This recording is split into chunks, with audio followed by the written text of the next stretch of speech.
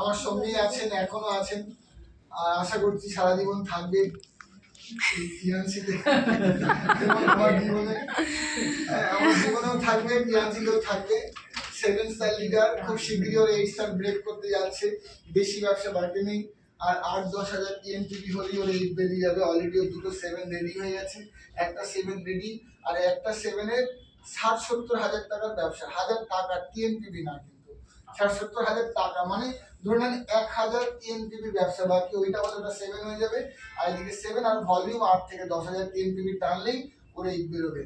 তো upcoming 8 star, বর্তমানে 7 star, আমার অর্ধাঙ্গিনী যথেষ্ট আমাকে কোঅপারেট করে। মানে আমি অনেক সময় মেজাজ হারিয়ে ফেলি, কিন্তু মেজাজ ঠিক থেকে পুরো এন্টায়ার টিমটাকে ও ডিল করে। আমি ওর প্রতি খুব কৃতজ্ঞ। তো আমি ডাকবো ইয়াসমিনা খাতুন, আমার 7 স্টার লিডার, ওর মুখ থেকে আমি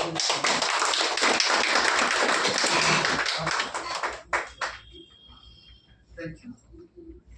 গুড মর্নিং। Good morning. ছবি নিতে পারো। হ্যাঁ হ্যাঁ, আপনারা সবাই ভালো আছেন তো? ভালো আছেন? প্রথমে আমি যাকে ধন্যবাদ জানাবো, আমার আল্লাহ, যাকে আপনারা কোয়ার করেন, ওনাকে ধন্যবাদ। কারণ উনি যদি আমার বাবা মায়ের কাছে যদি পাঠাতেন, তাহলে আমি এই জিনিসটা এত পৃথিবীতে দেখতে পারতাম না।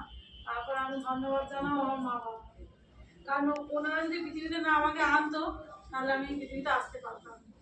দ্বিতীয়ত ধন্যবাদ জানাবো আমার যিনি শ্বশুর শাশুড়ি মা, কারণ ওনার ঘিরে টুকরো ছেলে আমার ঘরে তুলে দিয়েছে।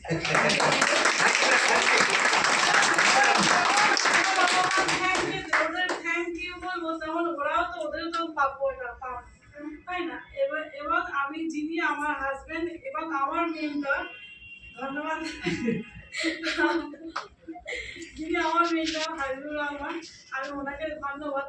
কারণ এই টিএস বলে আমি কিছু জানতাম না। আর দ্বিতীয় কথা হচ্ছে কি, টিএনস এর পৃথিবী জানতাম না, ওনার সাথে না আমার বিয়ে হলো, আমি জানতাম না কি টিএনস কি এতে এতে কি আনন্দ আছে, তোমার লস হয়নি বলো, কি লাভ আছে, আমি জানতাম না।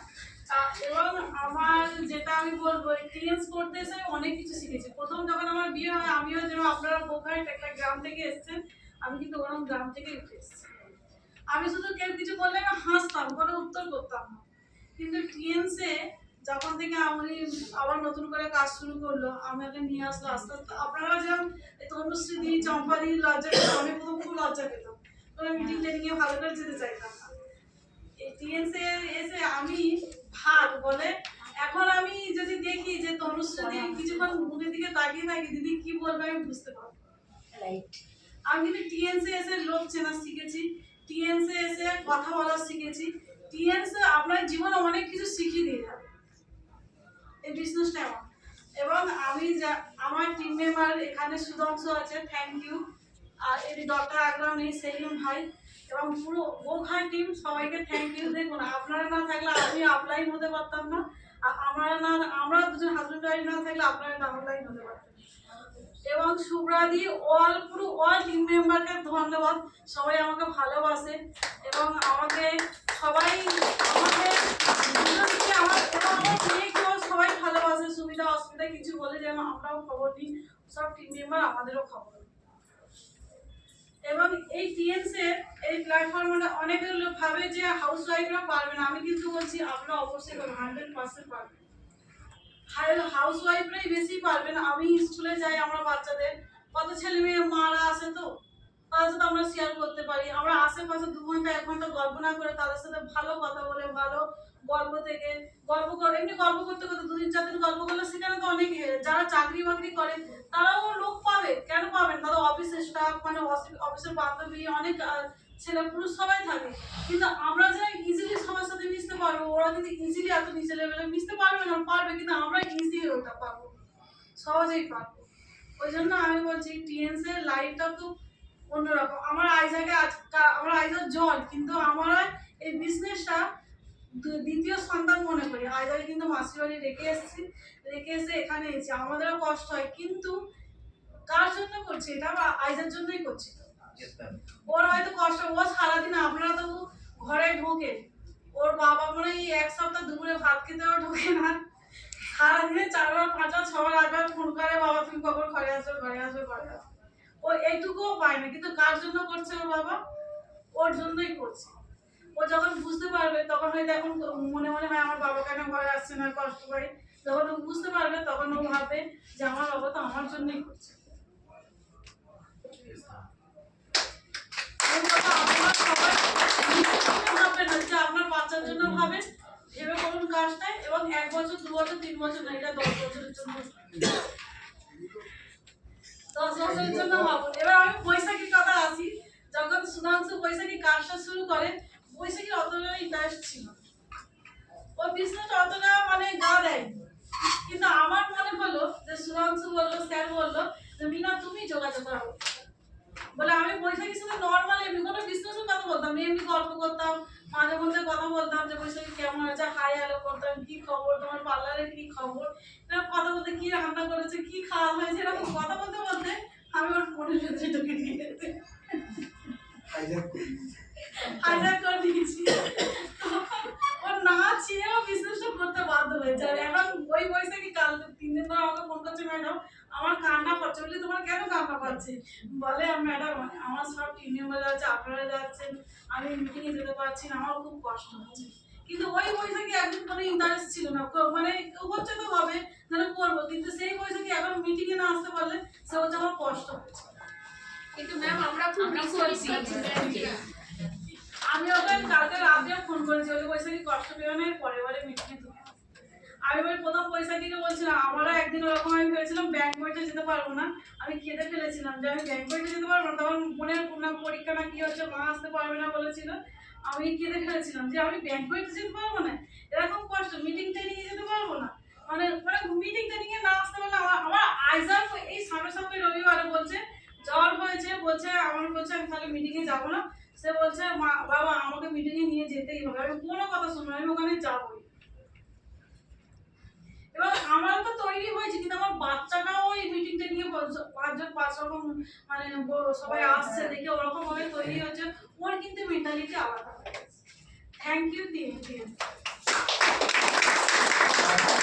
আমি যদি বলি, এটা কোনোদিন কোনো ব্যবসা যদি আপনি নেক্সট জেনারেশনের জন্য না ভাবেন, আপনি কিন্তু ব্যবসাতে বড় এফর্ট দেবেন না। কোনো বাবা মা যখন জমি কেনে, সে পরের মাসে বিক্রি করার জন্য কেনে, জমি সঙ্গে সঙ্গে আপনার টাকা দেয়, কিনে 10, 15, 20, 30 বছর তো ফেলে রাখে না। তার মানে আমরা যদি ব্যবসাটা করছি, তার মানে একদিনে কিন্তু ভিজন নয়। আজকে এই ব্যবসার জন্য কারোর সাপোর্ট লাগবে না।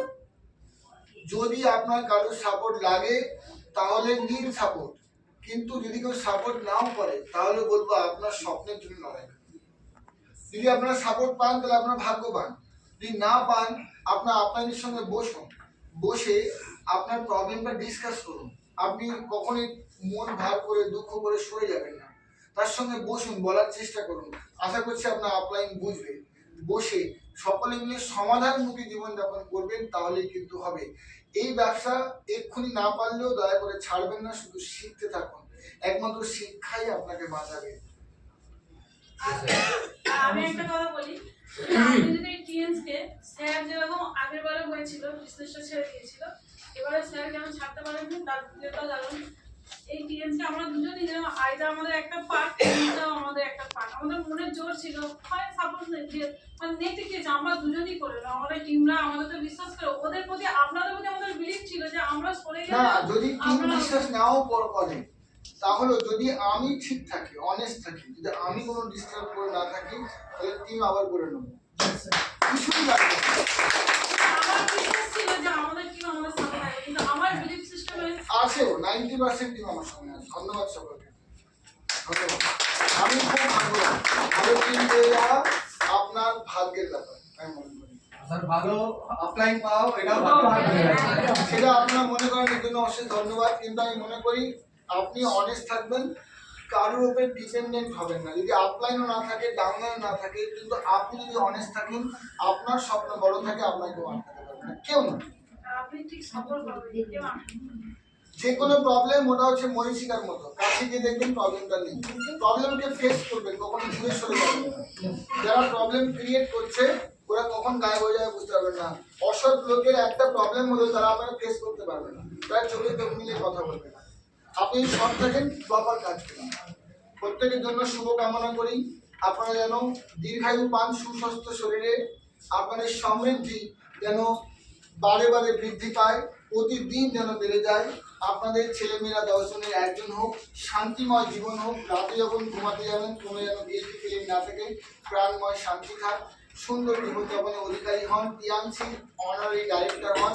So better TMS, better TMS, thank you very much. আমরা একটা গ্রুপ ছবি তুলবো, ওখানেই বসে থাকবেন, আমি আর মিনা এখানটা বসবো, কেউ ছবিটা তোলা হবে।